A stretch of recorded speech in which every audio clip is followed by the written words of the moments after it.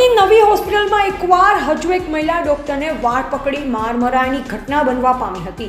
સુરતમાં ડોક્ટરોની સુરક્ષા સામે સવાલો। મહિલા રેસિડેન્ટ તબીબને દર્દીએ માર માર્યો।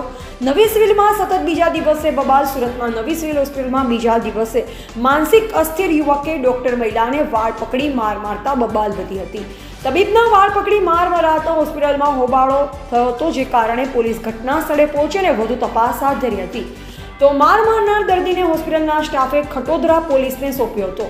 ડોક્ટરોની સુરક્ષા સામે સવાલ। નવી સિવિલમાં સતત બીજા દિવસે બબાલ થતા હોસ્પિટલ સ્ટાફમાં રોષ જોવા મળ્યો હતો। સાબિર નામનો યુવક અસ્થિર મગજનો છે અને તેને મગજની સારવાર ચાલી રહી છે, ત્યારે તે હોસ્પિટલ આવ્યો અને અચાનક મહિલા તબીબના વાળ પકડી માર મારવા લાગ્યો, જે કારણે હોસ્પિટલમાં દોડધામ મચી। પહેલા તો એમ થયું કે આ યુવક ખરેખર સભાન અવસ્થામાં આવું કરી રહ્યો છે, પરંતુ પરિવારજનોએ કીધું કે તેને મગજની સારવાર ચાલી રહી છે અને તેનું મગજ કામ કરતું નથી। ત્યારે સમગ્ર મામલો થાળે પડ્યો અને પોલીસે યુવકની અટકાયત કરી। મહિલા રેસિડેન્ટ તબીબને દર્દીએ માર્યો માર। દર્દીએ વાળ પકડી માર મરાતા હોબાળો થયો અને ભારે હંગામા બાદ હોસ્પિટલના ડોક્ટર સહિતના સ્ટાફે દર્દીને મેથી પાક આપ્યો અને ખટોદરા પોલીસને સોંપ્યો। આ યુવક લિંબાયતના મીઠીખાડી વિસ્તારનો રહેવાસી છે। 24 વર્ષીય સાબિરને છેલ્લા 7 વર્ષથી માનસિક બીમારી છે અને તેની દવા પણ ચાલી રહી હોવાનું પરિવારજનો કહી રહ્યા છે।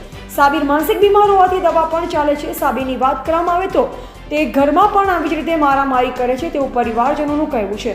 ક્યારે તેના મગજમાં શું થાય તેની પરિવારજનોને પણ ખબર નથી હોતી।